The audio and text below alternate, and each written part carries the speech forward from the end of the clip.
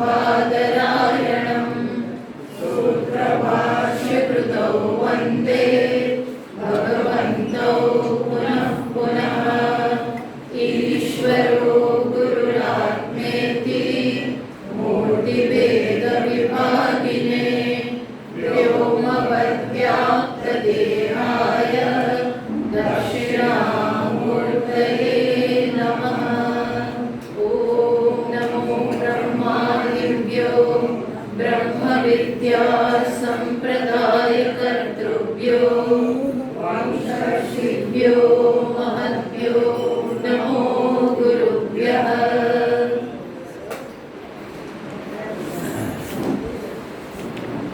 तो આપણે 10મી કંડિકામાં વિદ્યાસૂત્ર જોયું, આગળ જે આવી ગયું એનો વિસ્તાર જોયો. શું બતાવ્યું કે જ્ઞાન હોય તો શું થાય? સ્વરૂપનું જ જ્ઞાન હોય તો સર્વ બની જવાય છે એ કહ્યું. અને જે કોઈ પણ આ જ્ઞાન પ્રાપ્ત કરે એ પણ એ સર્વ બની જાય. આમાં કોઈ કરતા કોઈ વિઘ્ન નડતું નથી. જેને આ પ્રકારનું જ્ઞાન પ્રાપ્ત થાય છે કે હું કોણ છું, હું બ્રહ્મ છું, એ બ્રહ્મ વિશેની સ્પષ્ટતા હોય તો એ સર્વ બની જાય છે. પછી આપણને અનુભવ વાક્ય પણ બતાવ્યું ઋષિ વામદેવનું અને કહ્યું કે જે આ જ્ઞાન ધરાવે છે એને દેવતાઓ પણ કંઈ બગાડી શકે નહીં, કારણ કે દેવતાઓ પણ દેવતાઓનો આત્મા જ છે, એટલે એવો પ્રશ્ન ઉઠતો નથી. હવે આવે છે અવિદ્યા. વિદ્યાથી શું થાય એ કહ્યું. અને હવે અને આગળ આપણે બતાવ્યું પણ ખરું કે આત્માનું જ્ઞાન કેમ આટલું બધું અગત્યનું છે એ વાત કરી. હવે ચર્ચા આવે છે અવિદ્યાની. જો મુક્તિની સ્પષ્ટતા ક્યારે આવે? જ્યારે બંધન શું છે એ ખબર પડે. બંધન કોને કહેવાય? બંધન એટલે શું? આ સંસાર એટલે શું? આ સંસાર કે આ બંધનને કારણે મને શું થઈ રહ્યું છે એની પણ જેટલી સ્પષ્ટ સમજ હોય એટલી મુક્તિની ઈચ્છા થાય. માણસ મુક્ત થવા ક્યારે ઈચ્છે? જ્યારે પહેલા એમ થાય કે અત્યારે જે છે બરોબર નથી, અત્યારે ઘણું બધું બંધન છે, એટલે બંધન ચાલતું હોય તો મુક્તિની ઈચ્છા થાય. ઘણાને આવી ઈચ્છા જ નથી થતી. કેમ? કારણ કે બંધન ચાલતું નથી, એમને એવું લાગતું જ નથી કે બંધન છે. હવે જેને બંધન લાગતું ના હોય એને એમ થાય બધું બરોબર જ છે, જીવનમાં તકલીફ શું છે, બધું તો બરોબર છે,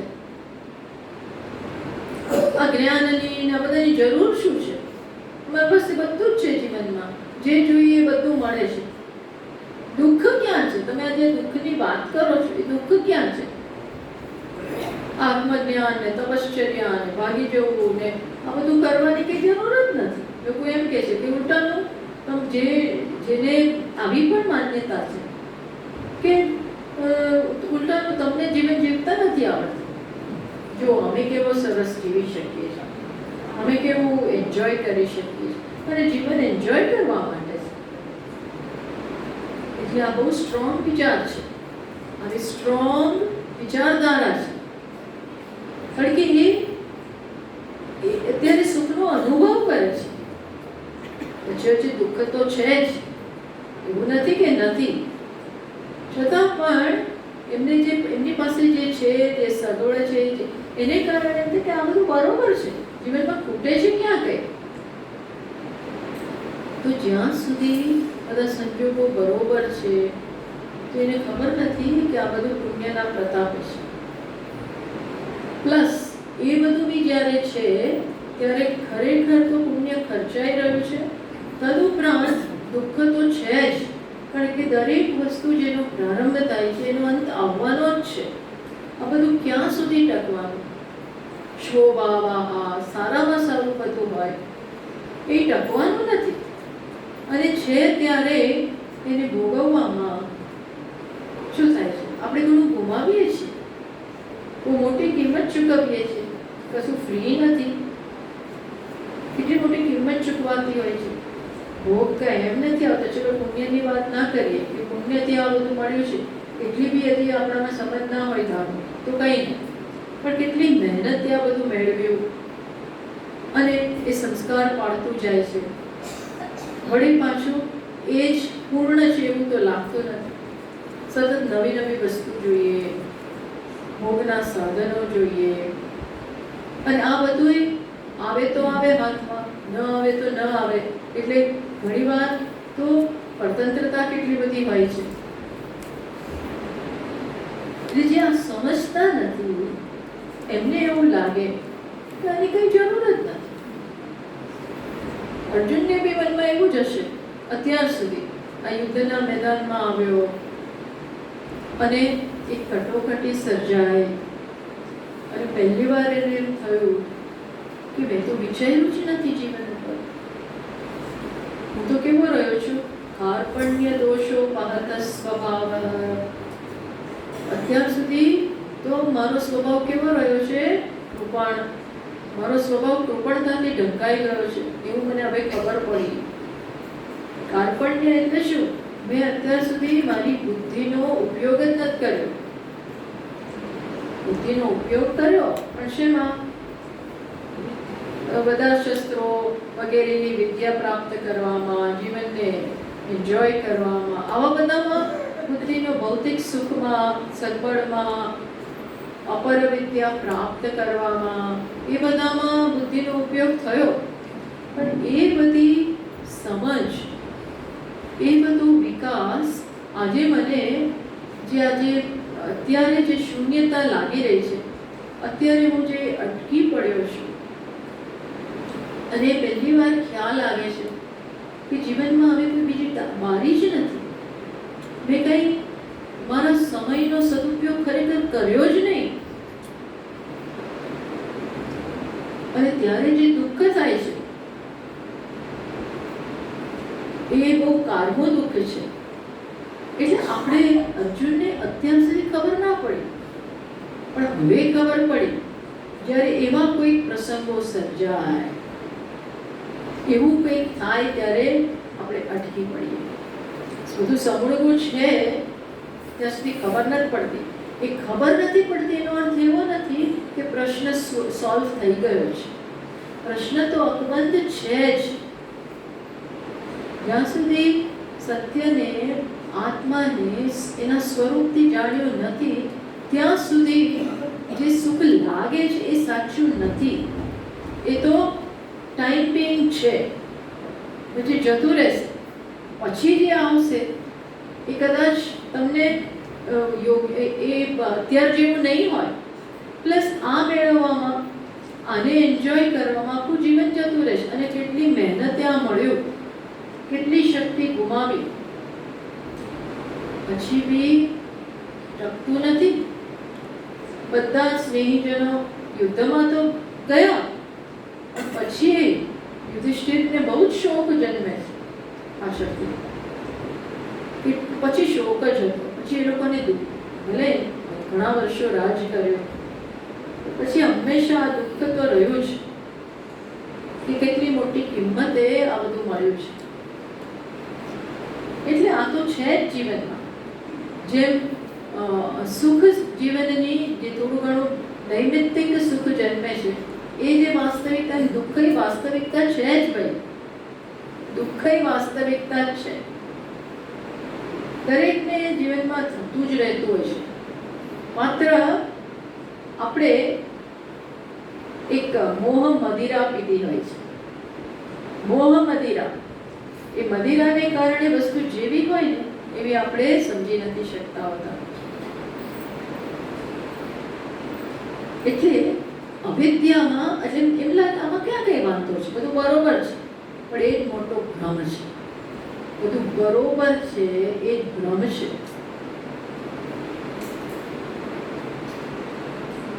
એટલે બંધન ત્યારે બંધન સાલે તો મુક્તિની બારી ખુલે, પણ એ બંધન સાલે જ નહીં તો શું થાય?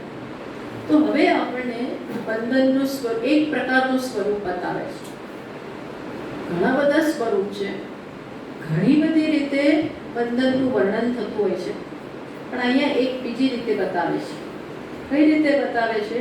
તો અહીંયા કહ્યું, એટલે હવે અવિદ્યાની ચર્ચા આવે છે કે અવિદ્યા કોને કહેવાય. અવિદ્યા એટલે કઈ પ્રકારની મારી સમજ. વિદ્યા એટલે એક પ્રકારની સમજ, એક પ્રકારનો અભિગમ, અને અવિદ્યા એટલે બીજો અભિગમ. જે અભિગમ હોય એ પ્રકારે આપણે જીવન જીવીએ. અભિગમ કયો છે? અવિદ્યામાંથી જન્મેલો કે વિદ્યામાંથી જન્મેલો? એટલે કોણ જીવનનું સંચાલન કરે છે? વિદ્યા કે અવિદ્યા? સમજ કે અજ્ઞાન?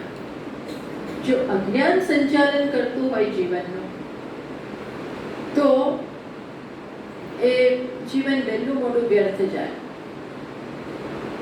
કારણ કે આપણો કેપ્ટન જ ખોટો છે. આપણો કેપ્ટન અજ્ઞાન, એ ક્યાં લઈ જવાનો? અજ્ઞાન અંધારામાં જ લઈ જવાનું. ત્યારે કેપ્ટનને પોતાને જ આંખ નથી, એ કેપ્ટન પોતે જ જોતો નથી, તો પાછળ બીજાને કેવી રીતે નેતૃત્વ કરવાનું? સમજ પડે છે? જે પોતે જ જોતું નથી એ બીજાનું નેતૃત્વ કેવી રીતે કરી શકવાનું? એટલે હવે અમુક રીતે બંધનની વાત કરે છે. કયા રીતે, કઈ ભાષામાં, કઈ રીતે? તો કે છે, શું કે છે? આગળ એકની વાત કરી, એકનું જ્ઞાન, એની વાત કરી. હવે શું કે છે? આપણે જોઈએ 10મી કંડિકાનો પાછળનો પાઠ. શું કે છે? અથ એટલે હવે નવો વિષય શરૂ થાય છે, બીજો વિષય શરૂ થાય છે. શું? યહ અન્ય દેવતા ઉપાસ્તે. હવે કેવી રીતે આગળ કહ્યું? શું કહ્યું? કે વામદેવજીને જ્ઞાન સર્વ બનવાની વાત થઈ. જ્ઞાનથી જ સર્વ બની ગયો.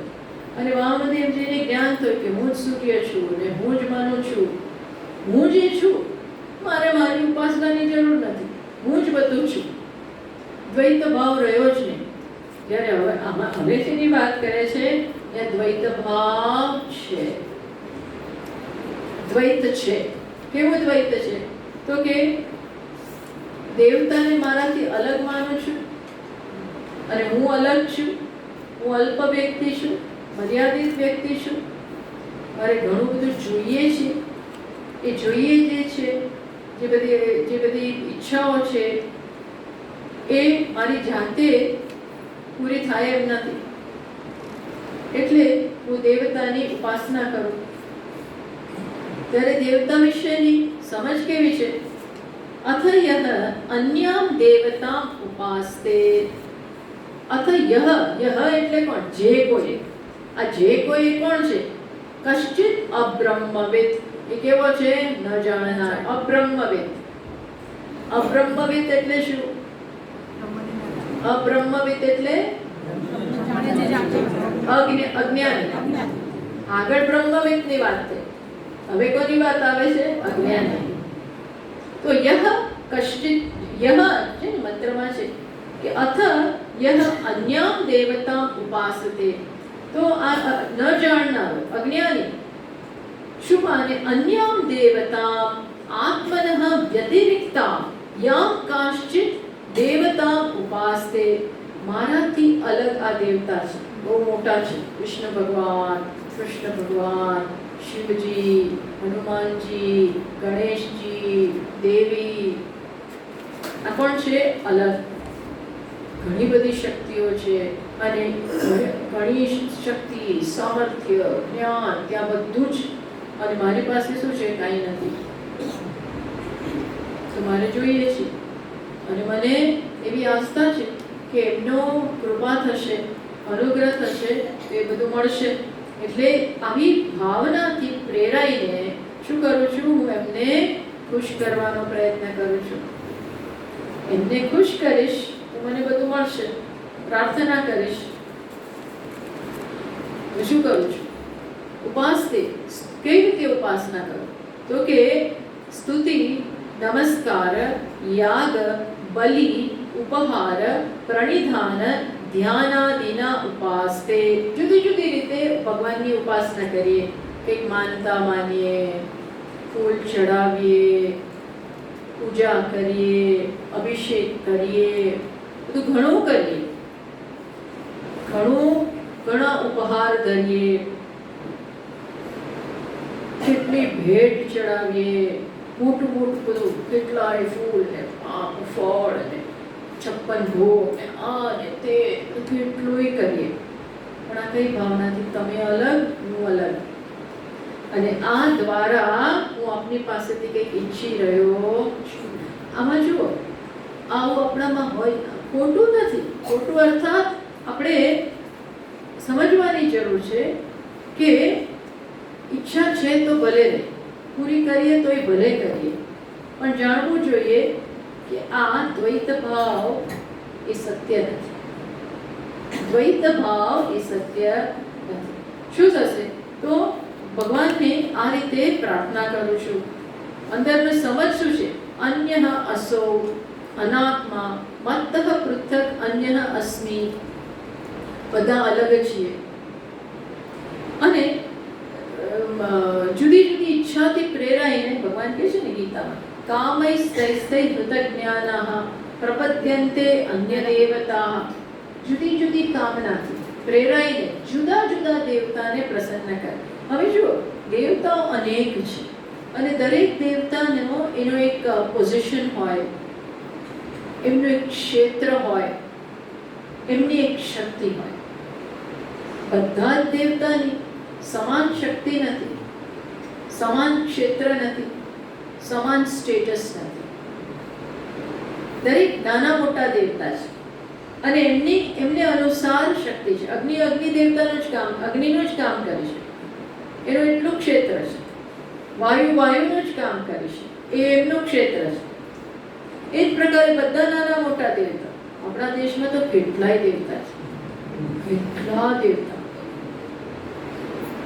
તમે રસ્તામાં જતા હો તો નાની નાની દેવીઓ દેખાય, નાની દેવીઓ હોય. એ બધાના દેવતા હોય. માર્ગના દેવતા હોય, એક સ્થાનના દેવતા હોય, આ બધું હોય છે ને. દરેક કુટુંબના એક દેવતા હોય. એટલે લગ્ન થાય તો પછી ત્યાં જઈને છેડાછોડી છોડવાની, ત્યાં બતાવવાનું, બધું કરવાનું, આ બધું હોય છે. બરોબર છે, આવું છે આપણે ત્યાં. દરેકનું એક, મેં કહ્યું ને, દરેક અમુક ક્ષેત્રના માલિક હોય. તો જે મારી ઈચ્છા છે એ ઈચ્છા કોણ પૂરી કરી શકે છે? એ પ્રમાણે એ દેવતાને આપણે પ્રસન્ન કરીએ. અને એ દેવતાની માગણી, દરેકનું પછી જુદી માગણી હોય, એને એ પ્રમાણે આપવાનું હોય. ધારો કે કૃષ્ણ ભગવાન હોય તો આપણે, વિષ્ણુ હોય તો તુલસી ધરીએ, એમને બેને ના ચડાવાય. શિવજી હોય તો કેમ ના ચડાવાય? એ કે વિરોધ નથી કરતા, પણ જેને જે ગમતું હોય, જેને જે પ્રિય હોય એ ધરીએ. શિવજીને બિલ્વ પ્રિય છે તો એને એ ધરીએ. હવે એને તુલસી નથી પ્રિય, તો તુલસી નથી પ્રિય ઇન ધ સેન્સ કે દરેકનો એક પ્રિય વિષય છે, એ એમને આપીએ. હવે જ્યારે તમે કોઈકને ખુશ કરવા માંગો છો, કંઈકથી લેવા માંગો છો એમની પાસેથી, તો સ્વાભાવિક છે એમને જે પ્રિય હોય એ આપવું જોઈએ. કોઈને બી ખુશ કરવા હોય તો એમની જે પસંદ હોય એમ કરવાનું. મને ભાવે એમ કરો, એમ ના ચાલે. મને ભાવે એમ કરો, એ તમને ભાવે છે બરોબર છે, પણ જેનું સેવા કરવા નીકળ્યા છો, જેનું કરવામાં એને ભાવે છે કે નહીં એ પૂછ્યું, એને ગમે છે કે નહીં એ પૂછ્યું, એને અનુકૂળ છે કે નહીં પૂછ્યું. આપણે આપણા પ્રમાણ કરીએ એ બરોબર નથી. કેમ? આપણે જેને ખુશ કરવા માટે એને શું પસંદ છે. ભાઈ અમે તો ઘરે ડુંગળી લસણ ખાઈએ, એટલે તમને બોલાવો ત્યારે એ જ આપીએ. અમે ખાઈએ છીએ, એટલે તમારે બીજી રસોઈ નહીં બને, ના ચાલે. ના ચાલે એટલે એ તો એ અડતાઈ નથી. આ તો એક એક્ઝામ્પલ હું આપું છું. એમ ભગવાન કહે છે કે તમ નિયમમ આસ્થાય પ્રકૃત્યા નિયતા એમના જે નિયમો હોય એ બધા જાણવા જોઈએ અને એ પ્રમાણે એ દેવતાની આરાધના કરવાની. દેવી હોય તો એક પ્રકારે, ગણેશ હોય તો બીજી પ્રકારે, શિવ હોય તો ત્રીજી પ્રકારે. આ બધું છે, ઓકે. અને અહીં પણ આપણે જ્યારે જોઈએ છીએ આપણી ડેફિનેટ એક માગણી છે તો નિયમ પ્રમાણે જ થવું જોઈએ. આપણી માગણી ન હોય તો વાંધો નહીં, તો ભગવાન કહે છે ગમે પત્ર પુષ્પ ફલમ તોય ગમે તે ચાલશે. માત્ર પ્રેમથી પ્રેરાઈને ગમે તે આપો તો ચાલે. કેમ? એ તો મારા પ્રેમની અભિવ્યક્તિ. મારે કંઈ જોઈતું નથી, મારે કંઈ જોઈતું નથી તમારી પાસે. આ તો જોઈતું હોય તો પછી યોગ્ય વ્યવહાર, નહીંતર અયોગ્ય વ્યવહાર કરવો એવું નથી. પણ અહીંયા એ વાત થઈ રહી છે. હવે કઈ વાત થઈ રહી છે? હવે જે વાત થઈ રહી છે એ આ ભક્ત દેવતાને જુદા ગણે છે અને પોતાની અનેક માગણીઓ છે અને એનામાં દ્રઢ એવો ખ્યાલ છે કે હું દેવતાઓનો ઋણી છું. આ ભાવ છે જ એનામાં. એટલે પછી એવા ભાવથી એ ઈશ્વરને પૂજે છે. તો અહીંયા કે છે દેવ અન્ય હવે દેવતા ઉપાસ્તે અન્ય અસો અન્ય અહમ અસ્મિ ઇતિ. આવી રીતે જે આગળ વધે છે એ કોણ છે? નસવેદ. એ જાણતો નથી. શું જાણતો નથી? ઐક્ય જાણતો નથી. જુઓ કેટલી મોટી વસ્તુ વાત કરે છે. આ મોટા ભાગના આ વસ્તુ જાણતા નથી. કરોડો બધા લોકો ઈશ્વરની મંદિરમાં જઈને પૂજા કરે, આ કરે તે કરે, પણ આ જો ભાવ હોય, કયો ભાવ હોય? હું અલગ છું, એ અલગ છે. આમાં આપણે એની ટીકા નથી કરતા, પણ આ શું છે? અજ્ઞાન છે. ન સવેદ, એ જાણતો નથી. ન સવેદ ન વિજાનાતિ તત્વમ, તત્વ જાણતો નથી. પરિણામે શું થાય છે? પરિણામે શું થાય છે? તો કે છે આ કેવું છે? હવે આપણને કહે છે કે આવા મનુષ્યની સ્થિતિ કેવી છે?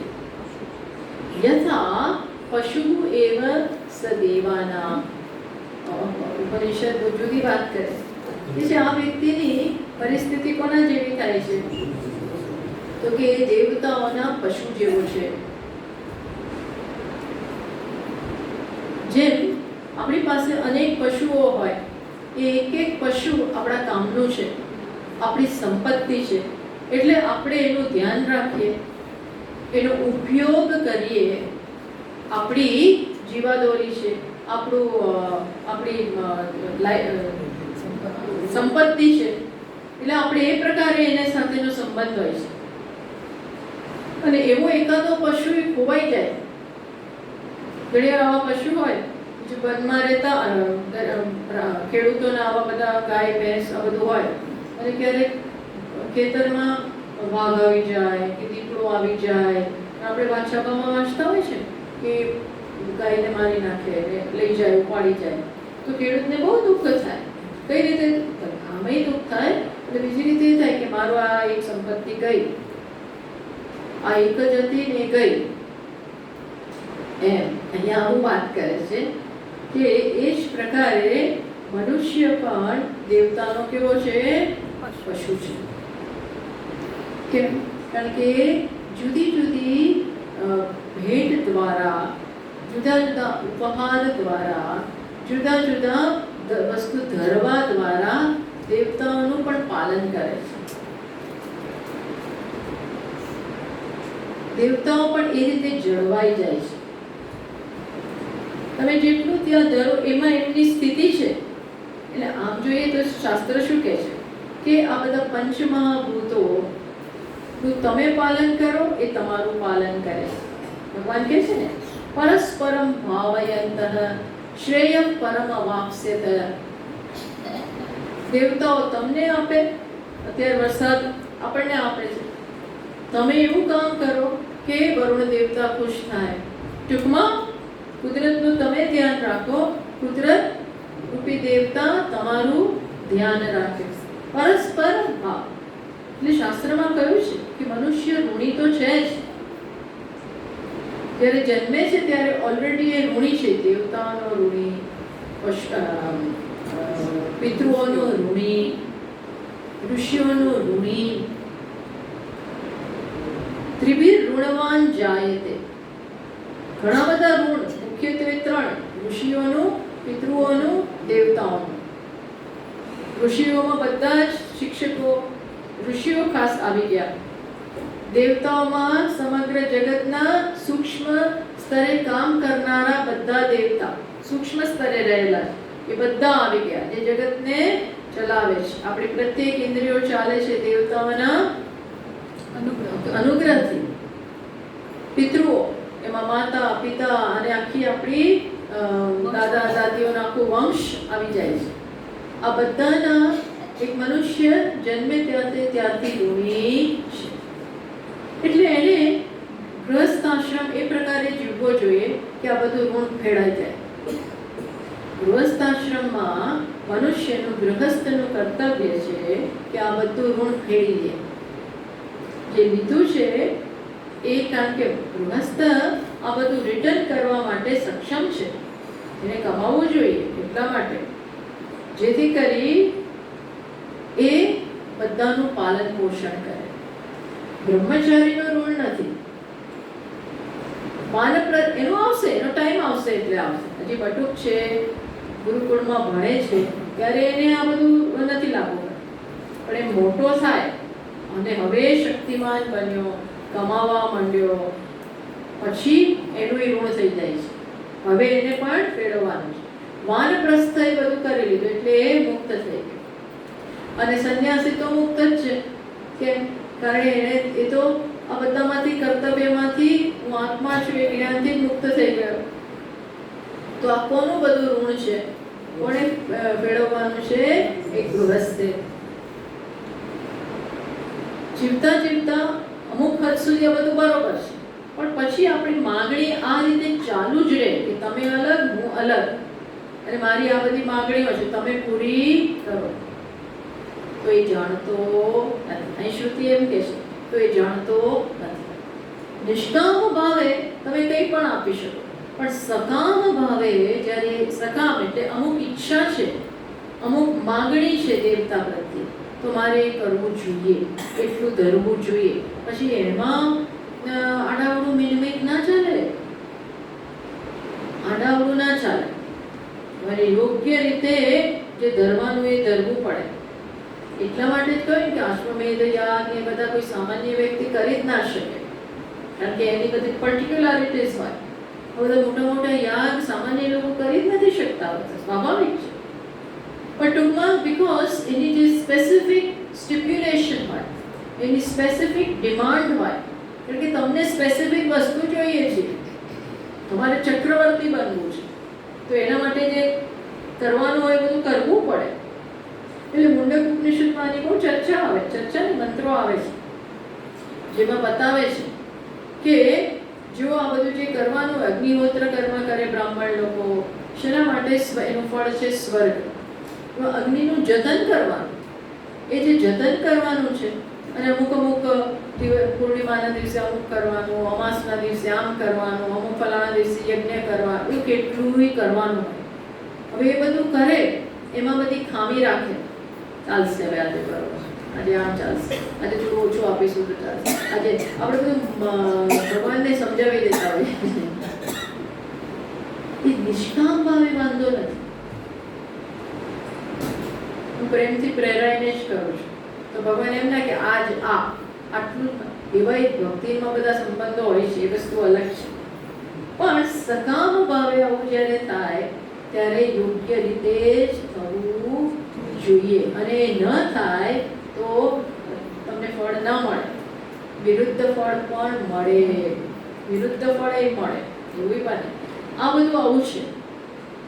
હવે અહીંયા કે છે કે જે આ સકામ દેવતાઓ પાસે જાય છે અને એમની પાસે એ અલગ છે, દ્વૈત ભાવથી આ બધી પ્રાર્થનાઓ થાય છે. એ દેવતાઓનો શું છે? પશુ સમાન જ છે. દેવતા એવું ઈચ્છે કે આ મને મળી રહે, અને આ પ્રકારે મારી ભક્તિ ચાલુ રહે અને એનેથી મારું પણ બધું કામ થતું રહે. હું અહીંયા કે છે આવું થયા કરે. અને માટે જ્યારે એને જ્ઞાન થાય ધારો કે અને આ બધું છોડી દે તો દેવતાઓને ગમે નહીં. કેમ તો કે છે યથા એકસ્મિન એવ પશુવા આદિયમાને અપ્રિયમ ભવતી. એકાદું પશુ મનુષ્યનું ખોવાઈ જાય તો પણ એ બહુ દુઃખી થઈ જાય. એને એમ થાય કે મારું કંઈક ઓછું થઈ ગયું તો કિમુ બહુશું, બહુ જતા રહે તો શું થાય? માટે તસ્માદ એશામ તન્ન પ્રિયમ યદેતન મનુષ્યાઃ વિદ્યુઃ. અને માટે એવું કહેવાય છે કે દેવતાઓ ને આ વ્યક્તિ મુમુક્ષુ જ્યારે બ્રહ્મ વિદ્યા માટે પ્રયત્ન કરે તો ત્યારે ગમતું નથી. એના માર્ગમાં અનેક બધા વિઘ્નો આવે.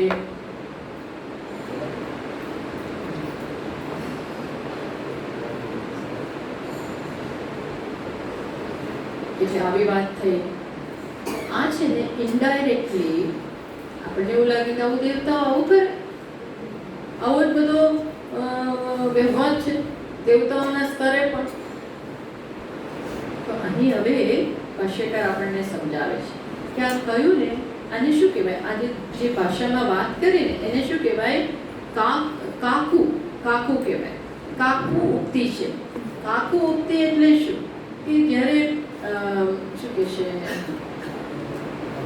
આપણો સ્વરમાં આપણે એકદમ ભયમાં આવી જઈએ, એકદમ કોઈક બીમારી આવી જાય અને મુખ્યત્વે ભય જન્મે. ધારો કે કોઈ બહાર ચોર દેખાયો રાત્રે, અંબારીમાં ઊભો જ છે બહાર, પછી આપણે બોલી ના શકીએ અને બોલવા જઈએ ને તો એ કંપન હોય વાણીમાં, એ કંપન ને ધ્રુજારી ને એ બધું હોય. એને શું કે અને પછી જે અવાજ નીકળે એ શું છે? કાકુ ઉક્તિ. એમ એ વક્રોક્તિ છે. આ શું છે? વક્રોક્તિ છે. એ જ પ્રમાણે અત્યારે શ્રુતિ આ વક્રોક્તિ મૂકે છે. વક્રોક્તિમાં શું મૂક્યું કે જો દ્વૈત ભાવથી ઉપાસના કરશો તો તમે કોના જેવા છો? પશુ, દેવતાના પશુ સમાન છો. અને પછી દેવતાઓ તમારું શાસન કરશે, એ તમને જવા નહીં દે, કારણ કે એમને પછી મળતું નથી.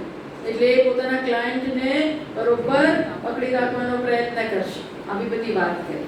એના મૂળમાં શું છે? એના મૂળમાં તો ખરેખર શું છે કે આ દ્વૈત ભાવથી દ્વૈત ભાવ ન હોવો જોઈએ. આને બાજુમાં મૂકીએ. દ્વૈત ભાવ પોતે જ ભય જન્માવનાર નથી. દેવતાની વાત જવા દો, બીજા મનુષ્ય અલગ હોય તો ક્યારેક ને ક્યારેક દ્વિતીય ભયમ ભવતી. આ સત્ય છે. બીજાથી ભય જન્મે ને જન્મે. આજે નહીં તો આવતીકાલે. બીજું એટલે કોઈક ને કોઈક પ્રકારનો ભય જન્મે છે. કે છે ઉદરમંતરં કુરુતે અથ તસ્ય ભયમ ભવતી.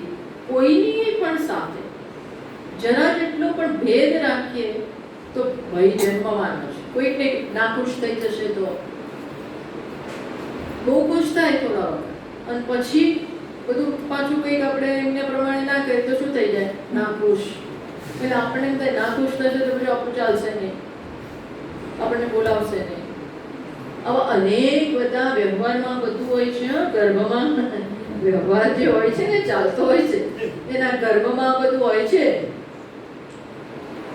માતા પિતાને બાળકોમાં, પતિ પત્ની વચ્ચે, ભાઈ બહેન, બધે જે પણ વ્યવહાર હોય અમુક જગ્યાએ બહુ સ્પષ્ટ, કારણ કે બીજા સાથેનો વ્યવહારમાં આ બધી વસ્તુ રહેલી ભય જન્મે જ. જતા રહેશે તો આમ થશે તો આમ થશે તો આમ થશે તો. આપણો એટલે ભર્તૃહરિ કે છે કે શું છે? સર્વમ ભયાન્વિતમ. ભયથી બધાના જીવનમાં ભય વ્યાપ્ત છે. સર્વમ વસ્તુ ભયાન્વિતમ. સતત ભય વ્યાપ્ત છે. અને આ ભય શેનું છે? દ્વૈત. બીજું. આ બીજું એટલે વ્યવહાર. અને વ્યવહારમાં આપણને હંમેશા શું ઈચ્છીએ કે બીજી વ્યક્તિ મને હંમેશા બધી જ રીતે અનુકૂળ હોય. એ અનુકૂળ હશે તો જ મારું બધું બરોબર ચાલશે. એટલે અનુકૂળ રહે એ માટે આપણે સતત કંઈક ને કંઈક કર્યા કરીએ. અને બધું અનુકૂળ હોય તોય વ્યક્તિ આપણે બધું સારું કરતા હોય તોય વ્યક્તિ અનુકૂળ ના રહે, બીજું છે એમાં આપણે શું કરી શકીએ. એટલે આવી બધી સતત શું હોય છે, ભય હોય છે. અને ખાસ જ્યાં આસક્તિ છે તે તો બહુ ભય છે. જ્યાં જ્યાં આસક્તિ હોય ત્યાં શું હોય, જોજો બધા ભયના મૂળમાં દ્વૈત તો ખરું જ, પણ આસક્તિ, તીવ્ર આસક્તિ કોઈ પણ વસ્તુમાં, પોતાના પાવર વિશેની આસક્તિ હોય, મારી સત્તા સત્તા સત્તા, તો કયો ભય હોય, કોઈ લઈ જનાર નીકળશે તો, કોઈ બીજો સ્ટ્રોંગ નીકળશે તો.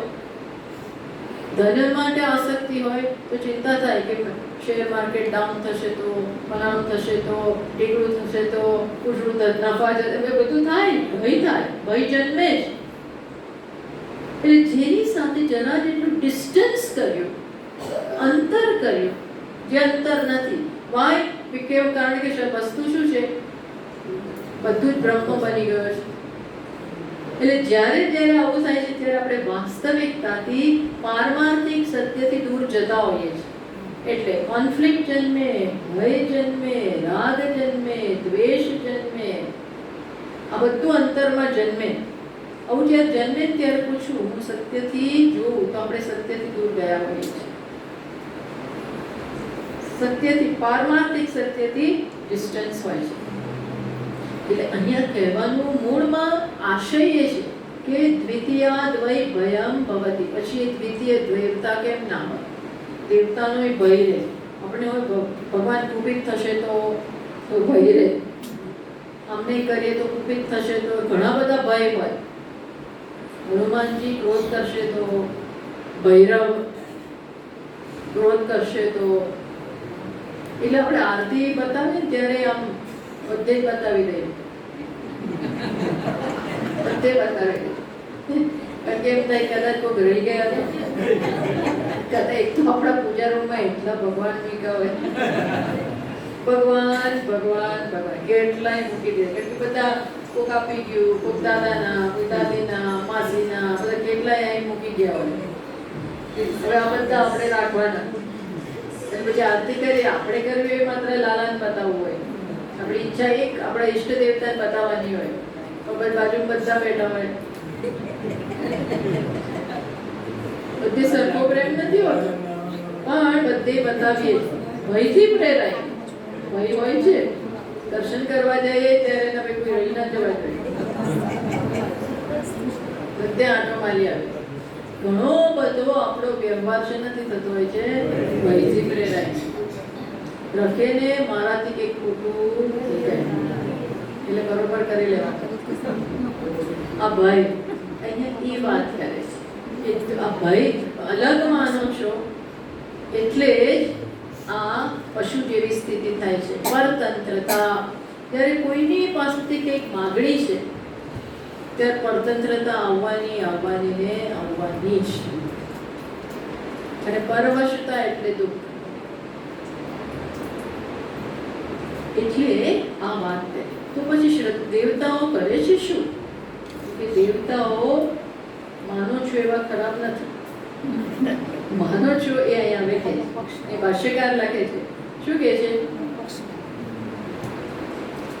દેવતાઓ કેવા છે? તો કે યંતુ મોચયિષ્યંતિ. દેવતાઓ જ્યારે જુએ કે આ મારો ભક્ત છે, નિષ્કામ ભાવે મને ભજે છે, અથવા તો ભલે અત્યારે કામના છે પણ એ ધીમે ધીમે ધીમે નિષ્કામતા તરફ આગળ વધી રહ્યો છે, સિન્સિયરલી ભક્તિ કરી રહ્યો છે, તો શું કરે? ભગવાન પોતે જ ભગવદ્ ગીતામાં કહે છે, તેષાં સતત યુક્તાનામ ભજતામ પ્રીતિપૂર્વકમ. જે મને પ્રીતિપૂર્વક, પ્રેમથી પ્રેરાઈને, ઘણા આવો પ્રેમ લઈને, ભગવાન માટે પ્રેમ લઈને જન્મ્યા હોય છે. ઘણા જોજો તમે પહેલેથી જ આસ્થા હોય, પહેલેથી જ એમને ભગવાનમાં શ્રદ્ધા હોય. નોટ નેસેસરી કે એને કામનાઓ છે, શ્રદ્ધા હોય, શ્રદ્ધાથી ભજતા હોય. આપણા ઘરમાં એકાદા બે એવા જન્મ્યા હોય કે જે સામૂહિક ના જોયું ભગવાન, અને એકાદ હોય ને આખો દિવસ ભગવાનમાં પડ્યો હોય, પૂજા કરે, વડીલો સાથે બેસી જાય, સત્સંગ કરે, આમ કરે તેમ કરે, તો એ લઈને જન્યા છે. ભગવાન શું કહે છે? દદામી બુદ્ધિ યોગમ. ધીરે ધીરે ધીરે ધીરે એના વ્યક્તિનું કલ્બિનેશન એ શેમાં પરિણમે છે કે હું એને જ્ઞાન આપું છું. અને નિષ્કામ ભાવે ભક્તિ હોય તો ભગવાન શું કહે છે? હું એને અદ્વૈતનું જ્ઞાન આપું છું. એના હૃદયમાં અજ્ઞાનને કેવી રીતે દૂર કરું છું? તો કે જ્ઞાન રૂપી દીવો જાતે એના અંતરમાં હું પ્રગટાવું છું, જ્ઞાન દીપક પ્રગટાવું છું. તેષામેવાનું કંપાથમ અહમ અજ્ઞાનજન તમઃ નાશયામિ. જ્ઞાન દીપેન ભાસ્વતા, જ્ઞાનનો દીપક પ્રગટાવું છું. આમ તત્વમસીનું જ્ઞાન થાય, ગુરુ મળે, એ બધું ભગવાનની કૃપા છે. એ શેને કારણે છે? દેવતાની ભજનને કારણે. એટલે એવું અહીં નથી કહેવા માંગતા કે તમે દેવતાની ભક્તિ છોડી દો. ના, હવે તમે આવું કહ્યું ને એટલે હવે અમે ભક્તિ નથી કરવાના, મંદિરે જવાના નથી, એવું કહેવાનો આશય નથી. અન્ડરસ્ટેન્ડ? એવો કહેવાનો આશય છે જ નહીં. ભગવાન પાસે નિષ્કામ ભાવે મોક્ષ માટેની સગવડતા એ માગી શકીએ, શુદ્ધિ માટે પણ માગી શકીએ, કરી શકાય. હું જ પૂર્ણ છું, મને ખબર છે, છતાંય મારાથી મને ફીલ નથી થતું, મારે મારા હૃદય સાથે હું કામ નથી લઈ શકતી. માગો, કોઈ વાંધો નથી, માગી શકાય. પણ આખું દિવસ આ આપને પેલું આપ, એ માગાય વાંધો નથી. ધીરે ધીરે ભગવાન એમાંથી છોડાવશે, ધીરે ધીરે એ પોતે એમાંથી છોડાવશે. એટલે અહીં લખે છે કે શું થાય? યમ હિ રક્ષિતું ઈચ્છન્તિ બુદ્ધ્યા સંયોજયંતી. ભગવાન કે આવે છે કે જેનું હું રક્ષણ કરું છું એને બુદ્ધિ જ આપી દઉં, એને એવી બુદ્ધિ આપું જેનાથી એને